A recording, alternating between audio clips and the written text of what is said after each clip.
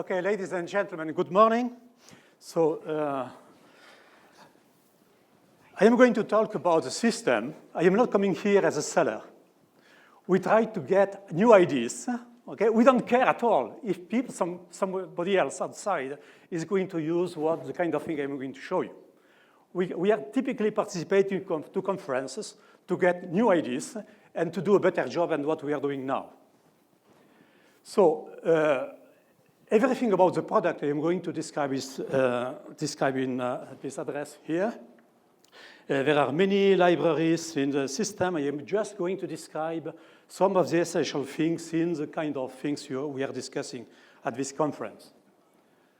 Now, let me introduce a little bit the subject. I assume that many people are not familiar with high energy physics. So what we are doing in high energy physics is, if you take some scale here, for example, the atom is at the level of, say, 10 to the minus 9, 10 to the minus 10 meters. Then if you go to the proton scale, you go to 10 to the minus 15 meters. This is something that, the type of scale that we had here was, we are looking at these things as something like 30 years ago or 40 years ago. And lower you want to go, for example, scales like 10 to the minus 19 meter, which is the estimated size within a factor 10 of the quarks. You need powerful machines like the LHC, or if you're lucky, just wait for the good cosmic ray events coming from, the pulsars or black holes or whatever you want. So I'm not going to give a course here on high energy physics, but we are trying to solve, so there are many people working in this field now.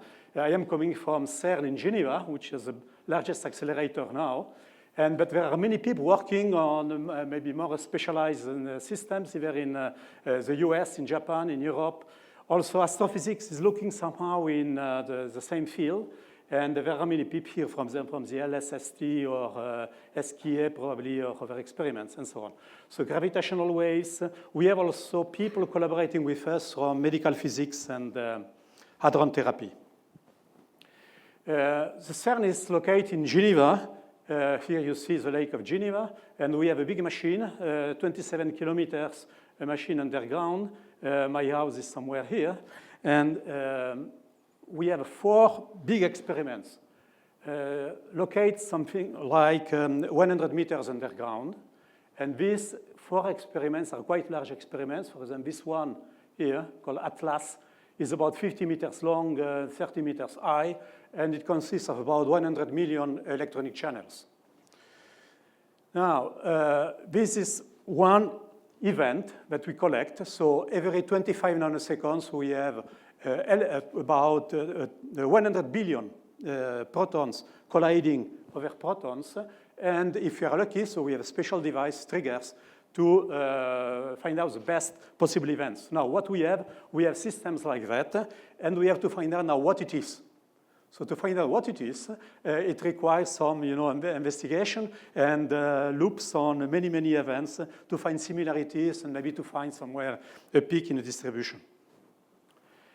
Now, if we come to the software fields in energy physics, obviously we have math leaps, conventional mathematics, linear algebra, and so on, minimization, visualization, data models and data storage. That's typically the domain of experts.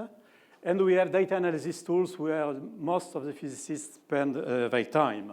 And we have also detector simulation where we spend a very large fraction of the CPU time. So what I am going to talk about in the hierarchy of software used in energy physics, so suppose you are an end-user physicist, you are one of the 15,000 people working in the field, and typically these people are writing something between, say, 10,000 and 100,000 lines of code. Then you have the experiment software. That's typically per experiment something like 5 million lines of code. And this has a particularity to be written by something like 1,000 people or more. And then you have maybe 100 developers that are building the core of the system. Then you have large systems like Root itself. That's about 3 million lines of code. And there are about 10, 15 developers full-time on the subject, plus about, say, a few hundred developers in the world. and then you have the OS and the compilers, and we have many machines. So the production of the LHC, the Large Accelerator, in the previous 3-4 years was done on about 300,000 cores distributed on I don't know how many machines, in fact, probably a few tens of thousands of machines, something like that. Okay, so you got the picture. So what happened? We started the Root project in 1995, but at the time we had a big starting point.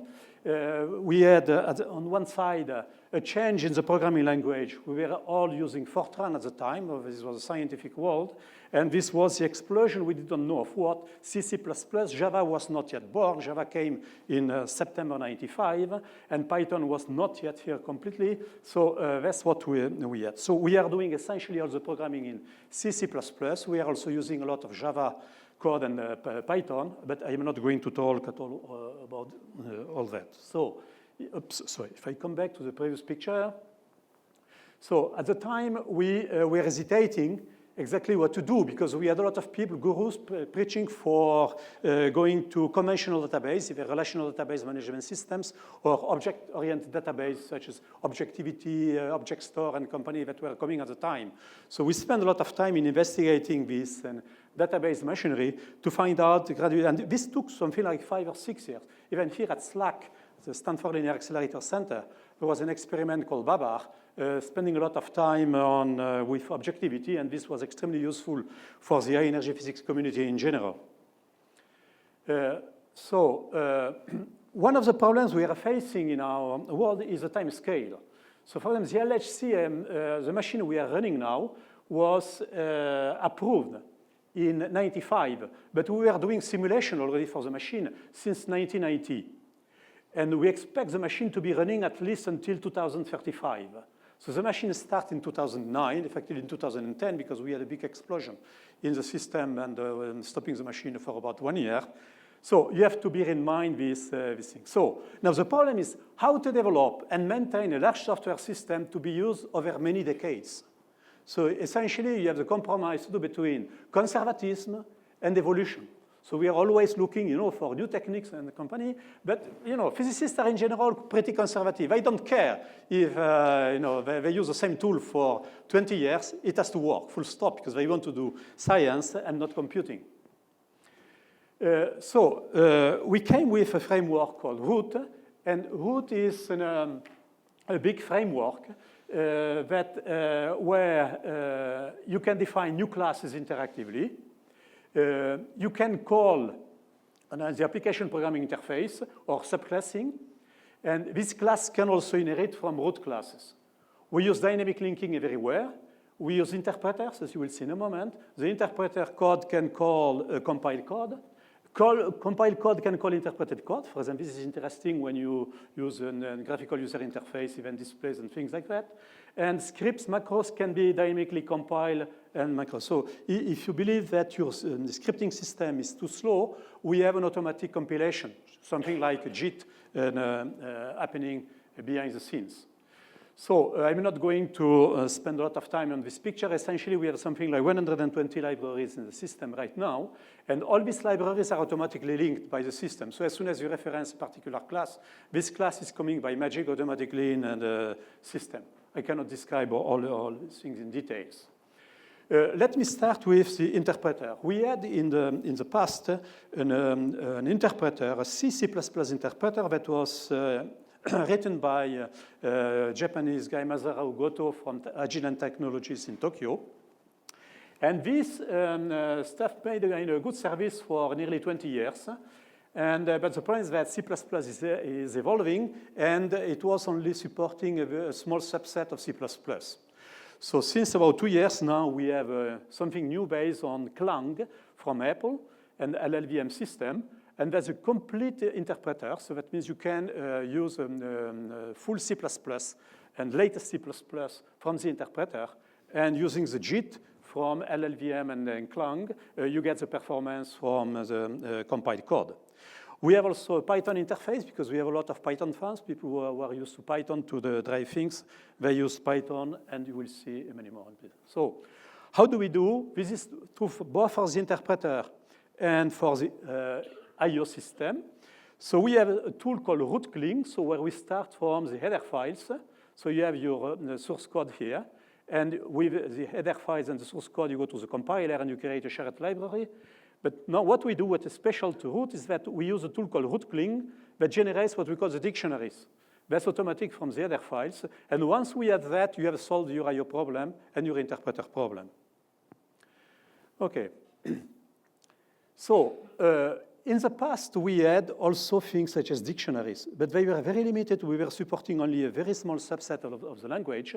And what we find out at the end, and when we have 1,000 people developing code with C++ or Java or whatever you want, you discover at the end that people require the service of absolutely all the facets of the language.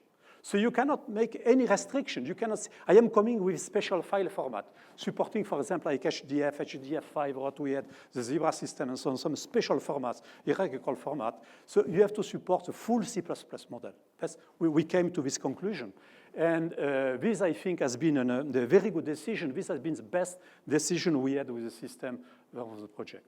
So we have to support the full data model for larger projects and having in mind a continuous evolution of this data model across several decades. That means the classes are always changing, and what you design today, you have a class for a particle, this class is going to evolve with time. And you have to support that with the I/O subsystem.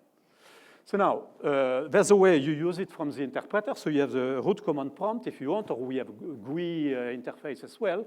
So you can call a script, you can call a function, you can do directly C++ code. You can do x equals 3 and y equals 6 and x plus y, things like that. Okay?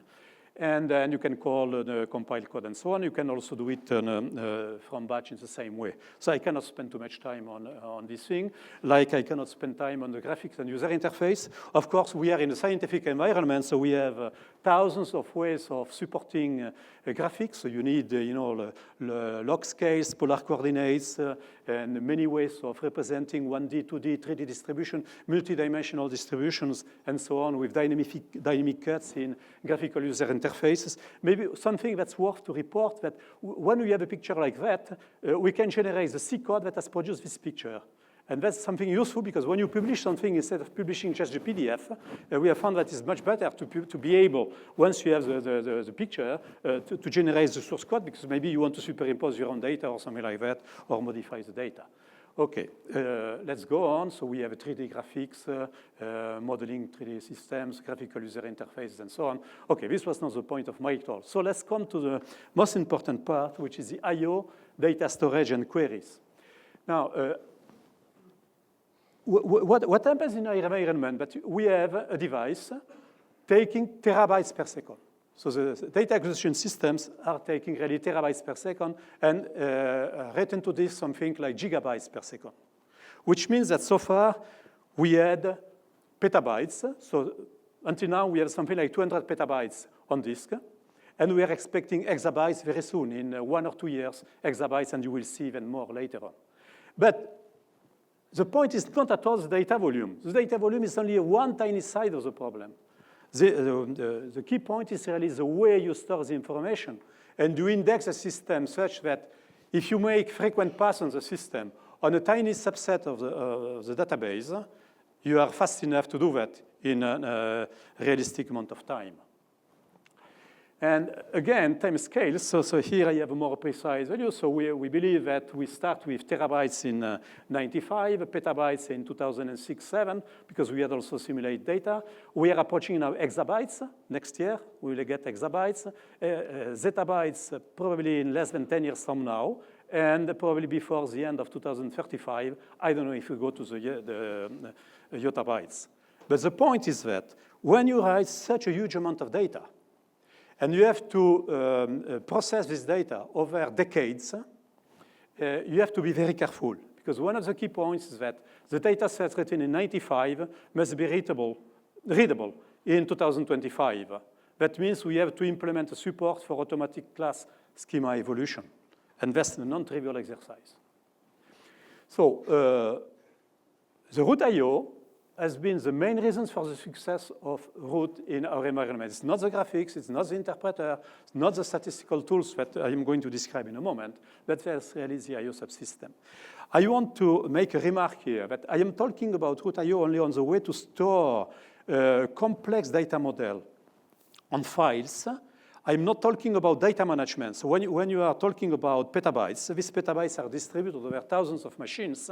So there are people specialized. I see two gentlemen in front of me who have been spending all their time in dealing with that. So when you get, 100 million files distributed on thousands of machines, how do you run your production and the statistical analysis on these systems? So I have no time to discuss about this thing. I'm just discussing what is from when you run a program, how you store your data, and you make your queries on the system.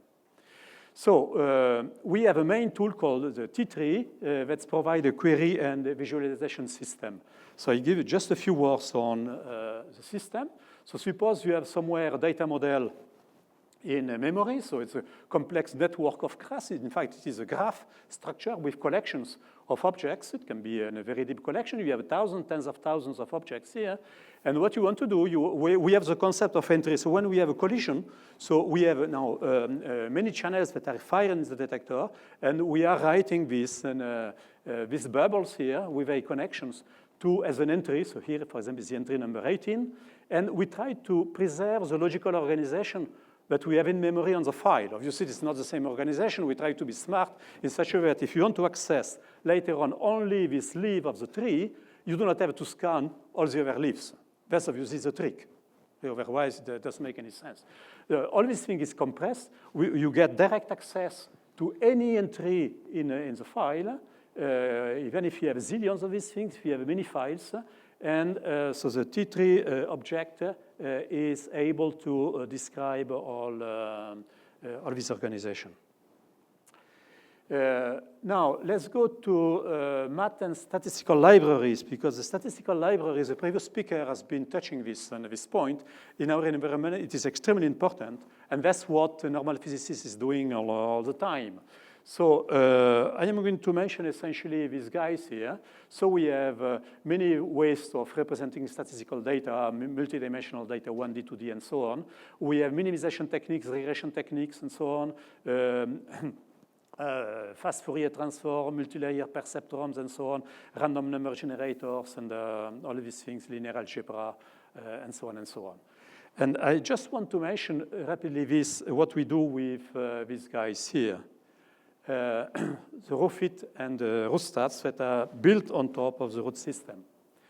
So typically when we have, I'm just showing an example here, you get a distribution, so a histogram, a frequency distribution, and you have many events that's bin per bin, and you have something like that here. So you want to make sure that you are not, you have to claim that this is really a discovery. For example, this was a Higgs boson discovery 3 years ago, was exactly this plot here. So we had this small bump here. Is it really statistically significant or not? So we have many tools to find out this and to make this kind of operations. So on the minimization, I will be very brief. There are many tools doing that, from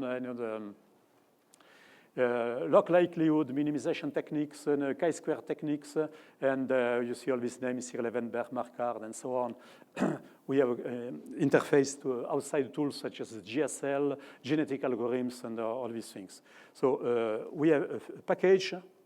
We can do all these things, and this is used by the RooStats package that I am going to talk in a minute. And you can combine all these tools, and in principle, they are easy to extend and add new implementations. I will show a few examples later on. So this RooStats project is a collaborative project between the 4 large experiments at CERN and the Root project itself. And we had a few thousand people collaborating to the development of this tool. This was something really interesting. We were not expecting this thing, and I have a slide at the end even showing that we had access to several tens of thousands of people with a system like that and getting feedback from this community.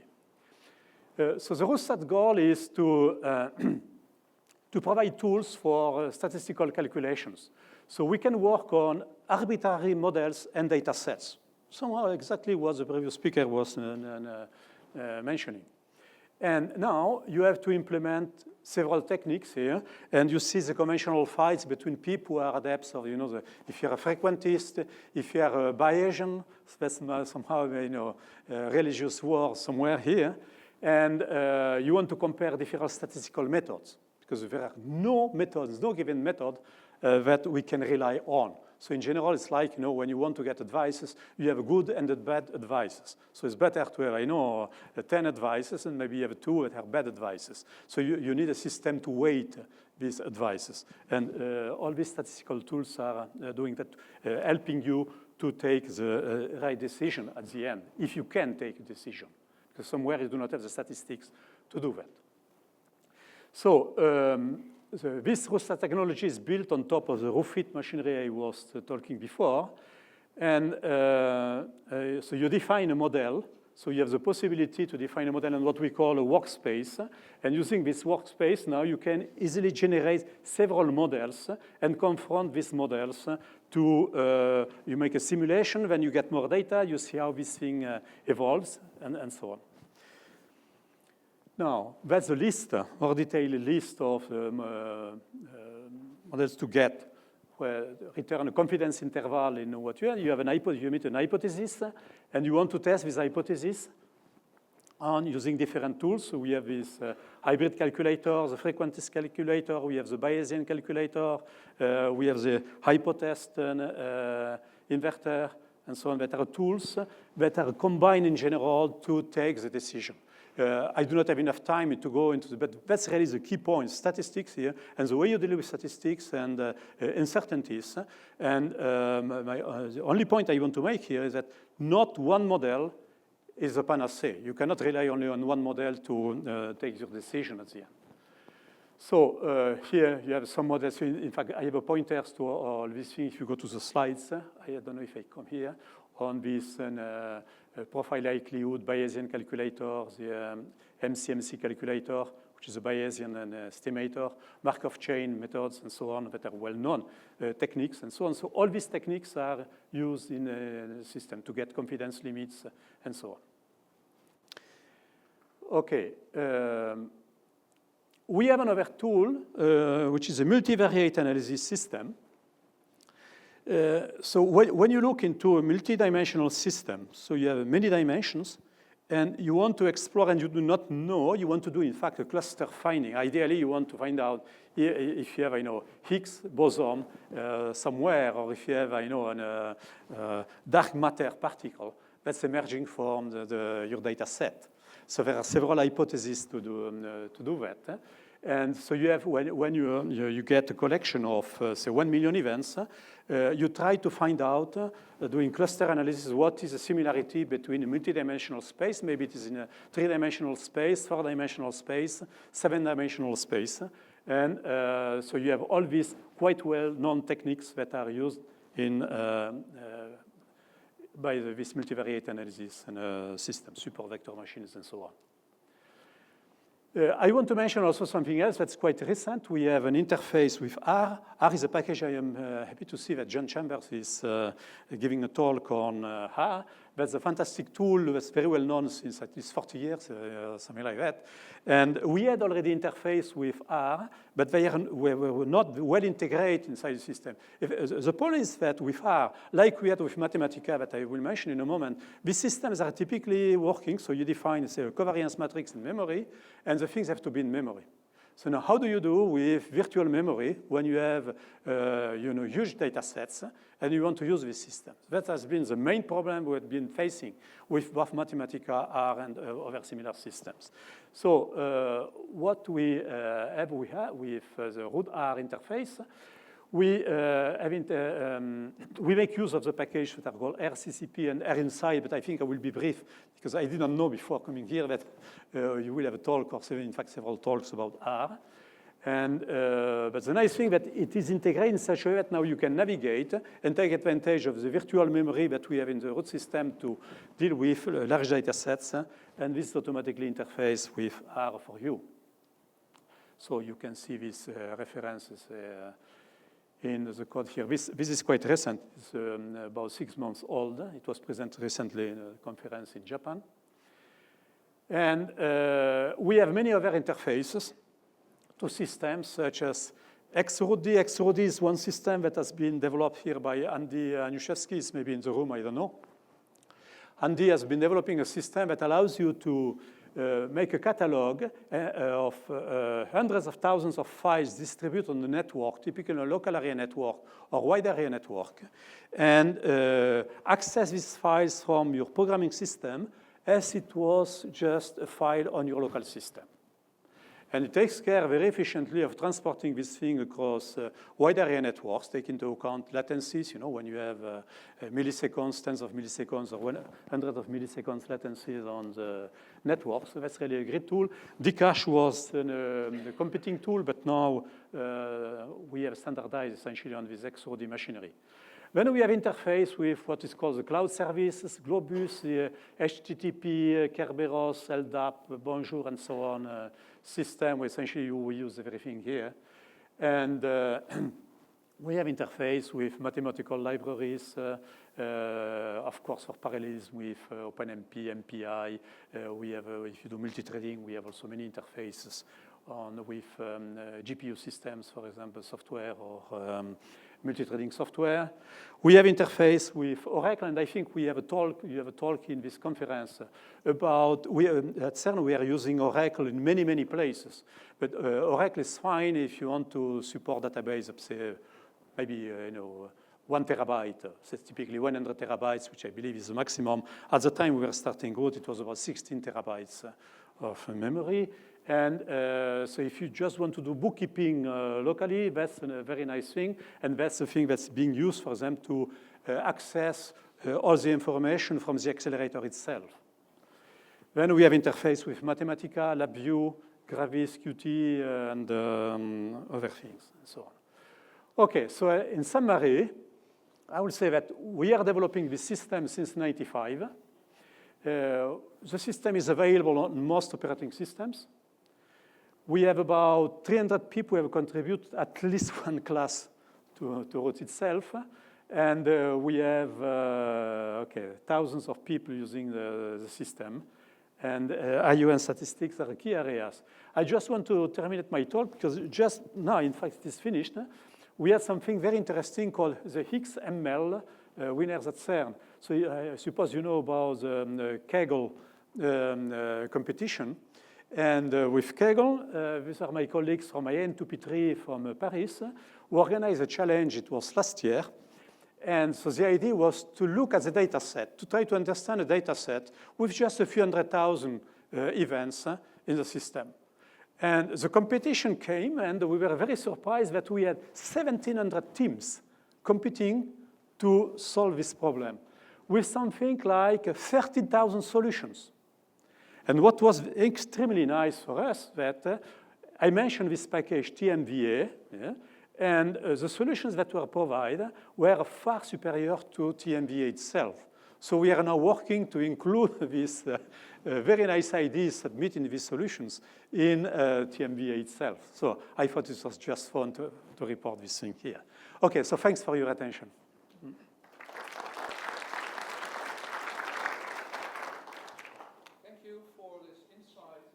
Real big data, that's clear, and an interesting software engineering point.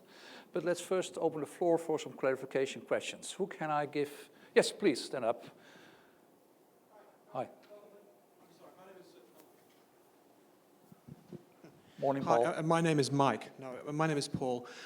So for my sins, in the past, I visited a bunch of venture capital firms, and I've consulted with them on the commercial applications in big data space. And the big buzzword in a lot of these firms now is Internet of Things.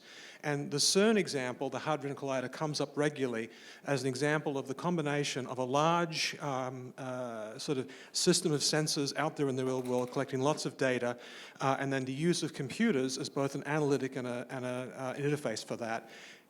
Your slides terrify me, and they would terrify any venture capitalist. 300,000 lines of base classes written in 3GLs and imperative languages, another 1.5 million lines of code written by people who no longer work for the organization.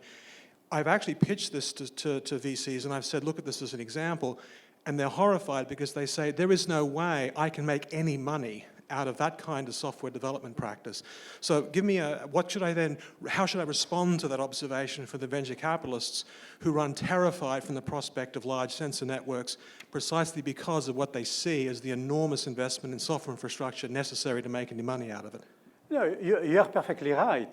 As I said at the beginning, our goal is not to provide a commercial solution. We try to solve a problem in a given amount of time, probably in a completely crazy solution. You know, when we put computer scientists on some of our class, they are horrified. The point is that we have thousands of physicists working somewhere. So how do you organize in the best way the work of these people who have, in general, the minimum knowledge about object-oriented programming, databases, statistics in general? They are very good in statistics because this is absolutely key point. Okay? But in general, you know, we have many prima donnas, okay, also. So it is extremely difficult. So we have to come with a lowest common denominator that's acceptable by this large community. On the other hand, we have many people in our field, you know, in energy physics, that's not the way you are going to get money. If you want to become rich, you don't stay in the field, okay? You stay in the field of energy physics if you want to do, you know, maybe participate to discoveries and something like that, okay? So in general, we have about 50% of the people, students, postdocs, that stay, say, 4 or 5 years in the field, and then they are hired by companies. You know, we have Google, we have Facebook, you know, the Twitters and company, or the financial people. You know, if we go to the city in London, we have plenty of people going there because they are good in statistics and they manage some data. But now, I'm not coming here with a recipe that's the way we deal with millions of lines of code is the best way to organize millions of lines of code. Thank you. That was an excellent question, but we can also fine-tune it a little bit. Of course, you're not a salesperson. But what is the ingredient which you would like to give to one of the audiences, one small part, which you say, well, think about this part of Root. And actually, if you're in the business of startup company in data analytics, please look at this little gem. Because if you can take that from our nice environment down below the grounds in the mountains, then actually you can perhaps turn this little gem into a multi-million dollar business. So that's a difficult question. Of course, we had contacts. In fact, we got a lot of money even from companies like hedge fund companies, for example. I'm not going to give you a name, in Long Island, for example, where these people were trying to predict, you know, the world the next millisecond, then the next 10 seconds. And they were doing analysis on the previous, you know, 100 milliseconds or second or week and so on, and then trying to predict the world. So for that, they had many machines in parallel and using the root tree technology to be able to make these queries as soon as possible. That's one thing I know. We have a peep, for example, so in companies, oil companies like Shell, Total, doing exactly the same thing. When they do oil reservoir calculations, they use exactly the same thing because they have, you know, the simulation systems, analysis systems are about the same thing. Even if it's not to find a particle, they have to find what's the best location position of oil reservoir, you know, 10 meters, because they gain billions of dollars in doing that. Yeah?